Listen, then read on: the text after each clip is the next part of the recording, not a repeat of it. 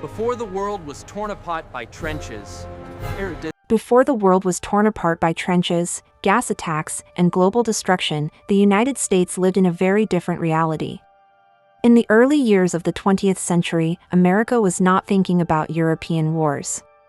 It was thinking about growth, opportunity, industry, and the promise of a better future. While empires in Europe were preparing for conflict, the United States was quietly transforming itself into an economic and industrial powerhouse. At the beginning of the 1900s, most Americans lived simple lives. Many families resided in small towns or rural areas, working on farms or in newly built factories.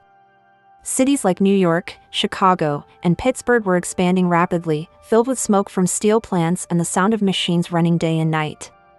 Electricity was spreading, but it was not yet universal. Life was harder than it is today, but people believed deeply in progress. America's economy before World War I was growing at an extraordinary pace. Factories produced steel, coal, textiles, and machinery at levels the world had never seen before. Railroads connected the nation from coast to coast, allowing goods to move faster than ever. Big industrial leaders like Andrew Carnegie, John D. Rockefeller, and Henry Ford shaped the economy, creating enormous wealth and changing how Americans worked and lived.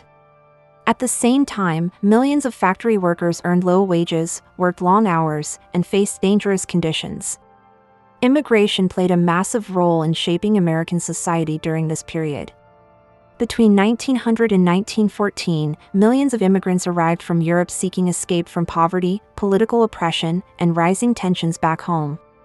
Ellis Island became the gateway to hope for families who believed America could offer them a future free from war and hunger. These new Americans worked in factories, built railroads, and helped fuel the country's economic engine, even as they faced discrimination and hardship. Despite its growing power, the United States had a strong tradition of isolationism. Americans remembered the horrors of their own civil war and had little interest in fighting foreign conflicts. European wars were viewed as distant problems rooted in old rivalries. The Atlantic Ocean provided not just physical distance but also a sense of emotional separation. Many Americans believed that staying neutral was both moral and practical. President Woodrow Wilson strongly supported neutrality. He believed the United States could serve as a peaceful mediator rather than a participant in Europe's conflicts. His administration repeatedly emphasized that America should avoid entangling alliances and foreign wars. For a time, this approach seemed possible. When World War I began in Europe in 1914, America officially remained neutral, continuing normal life while the rest of the world descended into chaos. However, neutrality became harder to maintain as the war dragged on. American factories were selling massive amounts of food, weapons, and supplies to Allied nations, especially Britain and France. American banks provided large loans to these countries, tying the U.S. economy closely to an Allied victory. If Britain and France lost the war, America would face enormous financial losses. Slowly, economic interests began to outweigh political neutrality. Germany's naval strategy created another major problem. In an effort to cut off supplies to Britain, Germany used submarines known as U-boats to attack ships in the Atlantic. These submarines did not always distinguish between military and civilian vessels. American merchant ships were damaged, and American lives were lost. The ocean that once protected the United States now carried danger directly to its shores. In 1915, the sinking of the British passenger ship Lusitania shocked the American public. Among the nearly 1,200 people who died were 128 Americans. Newspapers across the country published emotional headlines, and public opinion began to shift. Although the ship carried weapons, many Americans saw the attack as an unforgivable act. Germany's promise to limit submarine attacks did little to calm growing anger. At the same time, propaganda played a powerful role in shaping perceptions.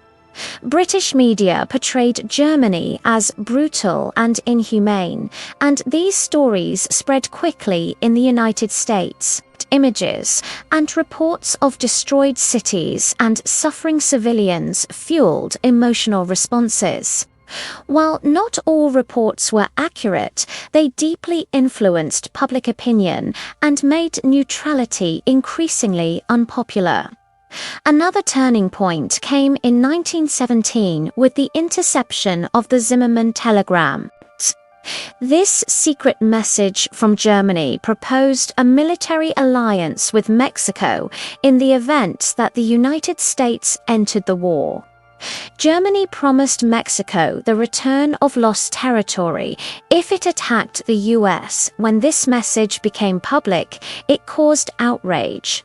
For many Americans, it proved that the war was no longer a distant European issue, but a direct threat to national security. Behind the scenes, America was already preparing. Military training expanded, factories shifted toward weapons production, and the government began mobilizing resources. Although many citizens still hoped to avoid war, the country was slowly moving in that direction. The idea that America could remain untouched by global conflict was fading. By early 1917, the United States stood at a crossroads. Years of economic involvement, submarine warfare, propaganda, and direct threats had changed the national mindset. What began as a distant conflict had grown into an unavoidable reality.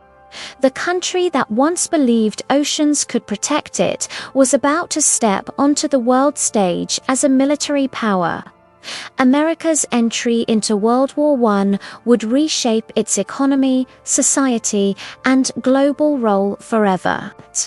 But before the first American soldier set foot on European soil, the nation had already changed in ways few truly understood. The world was no longer divided by distance alone.